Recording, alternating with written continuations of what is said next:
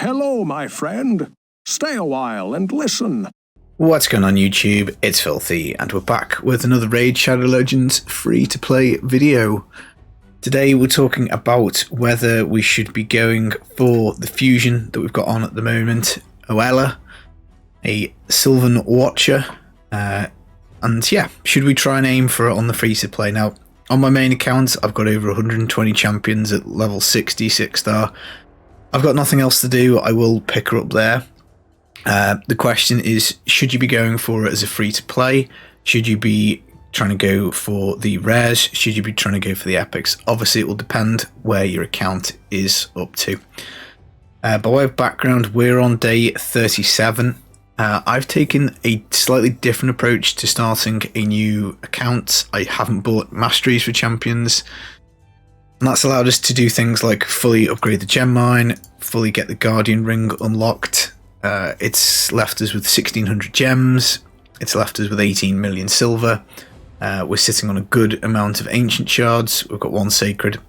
No voids because I popped them for Maneater 10x, which we didn't get. I popped them for Madame Ceres 10x, which we didn't get. Both of those champions I think are worth going for on 10x. So I was kind of the opinion that, yeah, I was going to wait for this fusion and I was going to go for it. But then once it came out, looking at the champion, listening to what people had to say, it sounds like people aren't much of a fan of her. So she might not be worth picking up. Now, I think always you've got to ask yourself where your account is, what are the holes in your account, how good is the champion. You know, I'm just about to get my next 6-star. We've been working on the Masteries. Masteries nearly done for everybody, basically, on the Clan Boss team. So that's kind of where I've been focusing. Now, I've blown all my energy doing that in the last few days because I was thinking, well, what I'll probably do is this champion isn't amazing. I'll probably just pick up one copy of the Epic, which is Maruka. I'll pick up maybe a copy, well, definitely one copy of the rare, maybe an extra copy, or 2 or 3 or 4, so that we can book him out using copies of himself. But what has dropped today, which is really interesting and has made me wish that I saved my friggin' energy, is we've got a champion training tournament, which if you win, you will get a copy of Ultan the Shell. Now, obviously with this being a free-to-play account, with it being relatively new, there is an outside chance you can win one of these groups. You get a legendary book at 9,500 points, so you'd be looking to do 3,000 a day anyway to get that. Chaos Ore is nice, 6-star. I mean, if you got Ultan, you 100% want to be getting this fusion done. But obviously, only one person can win. It's either 99 people. It's a bit of a waste of time. It also doesn't synergize because we've got Ice Golem starting in 40 minutes, so you'd have to put pretty much all your energy and time into doing champion training. We do also have dungeon divers at the moment, so champion training does allow for some points on this, but not as many as doing the Ice Golem was. And to be honest, I deliberately left my Arbiter missions here because I knew we were going to get an Ice Golem tournament, and then I was thinking, well, I'll just work my way through this fusion I'm not terribly interested in. When we get to the Dragon tournament, we'll do that. You know, we might dip in and do the potions, and we'll just kind of chill out. I think actually thinking more and more about this champion, I think she's getting a rep as being not very good. I think that's probably a little bit unfair. Like if you're a mid-game account, I think she's probably not great. But if you're early, I think she's probably fairly useful. And I think if you're late, she's got an interesting kit. So her A1 attacks one enemy 80%, which is really high, books up to 100 for the 30%, big version of decreased speed. It's for 2 turns.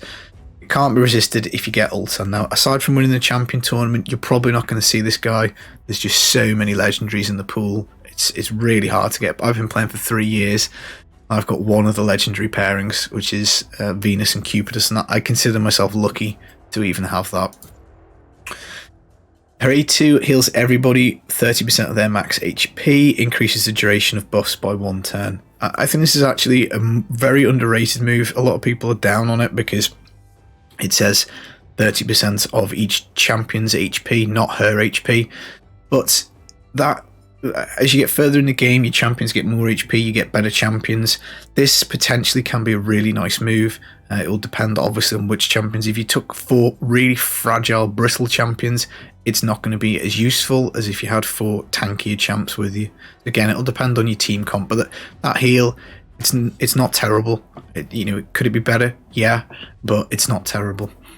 Increase the duration of all ally buffs. This is a really useful move, very underrated. Not many champions have it, and like Valyrie's got it, who's rare, you can get from the campaign. You never normally build her because she's complete trash, but this being legendary with good stats and other things, actually the buff extension on a 3-turn cooldown is really nice. That means that any 2-turn buff you can get up to 3 turns, so that would mean big version of increased defense. If you've got that up for 2 turns on a 3-turn cooldown, she'll extend it to 3 turns. Block buffs, the same. Increased attack, the same. She also extends her own kit, essentially, here. So fill turn meter 30%. That's a really good turn meter fill. It's AoE turn meter fill, which again is not the most common ability. And this here, 50% increased res, is very rare. There's not many champions that have this. It's 2 turns, can be booked down to 4. So we can, book down to 3, so we can get the extension on our A2 to do increased res for the entire time. Now this has got quite a lot of uses early game, because whilst your res isn't something you focus on, you do just pick it up randomly on gear pieces. You will pick it up in your Great Hall, and even for mid game and end game, I think this could be very useful. So where would it come in useful? Any dungeon run, because let's think we're doing Ice Golem. If we've got increased res up, then that means that we're at much greater risk of being decreased defense, big version, much reduced risk of getting heal reduction, frozen, all that nasty shit that the Ice Golem does to you. You've got a much better chance of avoiding it. Similarly for like Dragon, poisons, weakens, decreased speed on Fire Knight. Every dungeon pretty much, Spider, she's going to really help. Like your Spider tank is only going to have to have half the resistance normally. And Spider tanking is probably how you're going to start off building a Spider 20 team. So this move here, I think actually is really underrated. It's going to be really useful in Tag Arena if you want to put a defense team, one of these really annoying high resistance teams. If you build a team with decent resistance and then get 50% extended, plus she extends all the continuous heals, block debuffs, all the increased defenses, she can be an annoying as hell champion to deal with, I think, in Tag Arena. So I think this is actually a really good move. And then we go on to the passive. Whenever an ally loses 15% or more of their max HP from a single hit, she puts continuous heal on them. If we get the Ultan of the Shell, it's a 2-turn continuous heal, and she instantly activates one of them. Again, you're probably not going to get Ultan, so you're basically getting a continuous heal. So she does heal, continuous heal, increase res, turn meter fill, buff extension, decrease speed on the A1. I think her kit's actually, well, I sit down and think about it, pretty good. She has dungeon resist in 75. Again, early game, that could be useful. You're probably more likely to want an accuracy lead very early, but when you start getting banners on people, then it can be okay to go with the res. Again, mid game, that'll be okay. Stats are brilliant. She's got 21k HP, nearly 1200 defense, 110 speed. These are good stats. She's not going to do any damage, I don't think, for you at all. But as a support champion for a faction that we don't have many champions in, she is somebody who I think you probably should be interested in getting. Looking at the epic, the Orc, again, I think she's been absolutely bashed as being complete garbage, and I think that's probably unfair. I don't think she's a great champion, but every champion potentially has a use in this game. So again, similarly on the A1, she's got a 15% chance to place the big version of decreased speed for 2 turns. It's a shame she's magic affinity as well. It would have been nice if they'd been different, I think. You can book this up to 25-30% chance to place decreased speed, 35% with masteries. If you think about it, that's a 65% chance to fail on the first hit, and then if you knock another third off, you're looking at kind of like 40% chance So it's about 60% uptime if you booked it, which is not very consistent by any means, but it is day one. So I don't think this is brilliant. You'll get a little bit of use out of it from time to time. She does a cleanse on a single target. Again, really useful for like a spider tank kind of scenario. Heals them by 50% of their HP. So again, you'd be having a target, getting a load of debuffs, and you'd heal them. So again, if they're really squishy, they'll just get crunched. But if it's somebody who can take a little bit of a hit, like a spider tank, that could be handy. And other than that, it's just going to be a 50% heal for a single target. Books down to 3-turn cooldown, 5 turns unbooked. Revive on death on everybody for 2 turns.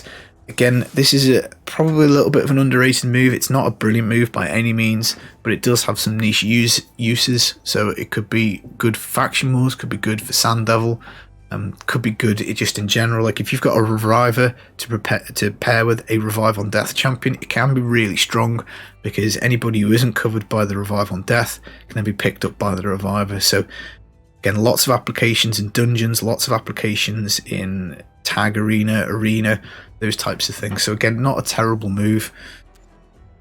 And then she's got this like self-increasing defense up to 20% each round. Not brilliant, but her defense is actually really high. It's just under 1300. She's got nice HP of 18.5k. Speed of 98 is a little on the slow side, but it's about there or thereabouts. You're looking for 100 or above is generally good. So I don't think she's a bad champion. She's not a great champion. She's definitely mid-tier. But getting revive on death early, you know, if we've got Reliquary Tender who does a single target pickup, if we had a revive on death as well, that could be kind of nice. She's got 2 hits, so that could be okay for Fire Knight. She's got decreased speed, which is a debuff you like for Fire Knight, makes him take less turns. Again, going back to the spider tanking, decreased speed on the spider is a good debuff to get, particularly if you've got revive on death on your spider tank. You've got remove the debuffs and heal them on your spider tank. So really, as a spider 20 support champion, because she would be the strong affinity for that as well, I think she could be absolutely cracking. So again, I think whilst her kit is probably a little weird and some of the synergy maybe doesn't look like it works, I think as a spider 20 kind of champion, she'd be brilliant. And you might find some other uses for her too. So I think she's good. And now if we go to the rare, which we've got to collect up a lot of copies of this dude. Attacks one enemy, 40% chance of placing the small version of decreased attack. Books up to 50%. Decent A1 for a rare. It's not bad to get the small version of decreased attack. If you obviously want the big version, but until then, that's kind of nice. You've got an AoE booking down to a 3-turn cooldown, putting speed on everybody. AoE speed, small version, 15% speed, but it's nice. And then we do have AoE on a 3-turn cooldown, so in a stun set, that can be a very nice move. Speeding everybody up, chance to stun as well. He doesn't need any accuracy in his kit because he doesn't do any debuffs, and also, well, I suppose he does. If you're relying on the decreased accuracy, decreased attack, sorry, you'll need accuracy. But if you've got somebody else doing this, you can just do the AoE speed up. You can do the AoE stun on a stun set. A3 places Veil on everybody but him. Also places shield equal to 20% of his HP for 2 turns. Again, building with HP, nice and tanky, veiling everybody up so they take less damage. It's passive synergizes with this because if anyone has Veil or Perfect Veil, they get 5% damage reduction. So he's going to be quite good at keeping your team alive, albeit he doesn't do any actual healing himself. But he will shield himself, so nice big HP. Maybe some accuracy if you want the decreased attack to land. If you don't care about that, just a stun set, and he's going to be providing speed, stunning, damage reduction to your team. Nice stats as well. 15k HP is okay. It's kind of where you're looking for.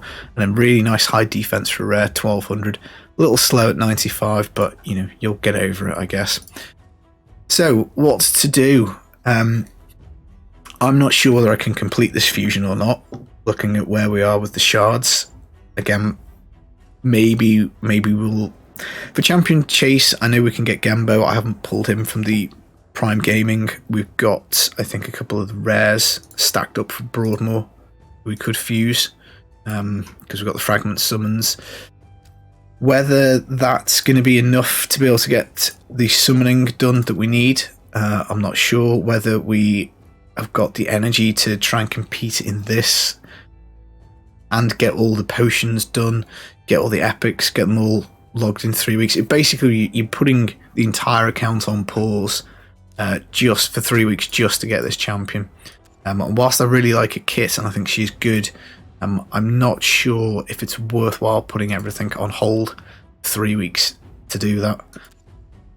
It's a shame because I do think she'd be a really good pickup if we could get her. So maybe the play is we could do 4 rares into 1 epic, and we could do another couple of copy of the rares and we forget about it. This champion training, probably worth keeping a little eye on, but I would kind of expect this to go for like absolutely silly stuff, because getting a legendary out of a champion training is pretty nuts. So I don't know, maybe we'll do a couple of 1,000 points in champion training today and then see where the land lies and keep an eye on it. But as I say, it worries me because you're already going to have to skip probably an ice golem. Again, depends how your energy goes. But all in all, I think actually, on reflection, I was really down on this fusion before it started. But I think thinking through the champions, thinking through their kits, I think at the bare minimum, you can get yourself a useful epic and a useful rare. The difficulty you've got going for the fusion, if you miss it, you're going to end up with 4 copies of this stupid, well, not stupid, but, you know, maybe limited use champion. And if it was 4 different epics, I'd probably just go for it. And then if we ended up, you know, flunking out, but we got 3 of the 4 epics or all 4 epics and couldn't quite get the fusion done, that would be much, much better, because your worst case scenario then is you've got more champions to use. So I don't know, maybe we'll start it off and we'll see how it goes. If it looks like we can get it done, we'll make a decision a little bit down the line. But I think at this stage, champion training is something that I think we can do anyway and justify that is benefiting the account. So we can then keep an eye on this and see where it is. We can do the ice golem because we've lined it up with the missions. So again, we can say, well, we're progressing dungeon divers for that, we're progressing ice golem. So again, kind of keep an eye on them and see where we are. But overall, I think there's some champs worth getting. Specifically, whether you want to get them or not, obviously, is always a matter for you. I don't like it when people say pick up the champion just because you should always pick up a champion. And it's kind of the decision you need to decide, do I have the resources? Do I want to try and do it? And see where we are. Right, I hope that was useful. I've been the Filthy Casual. Take it easy, guys. Peace.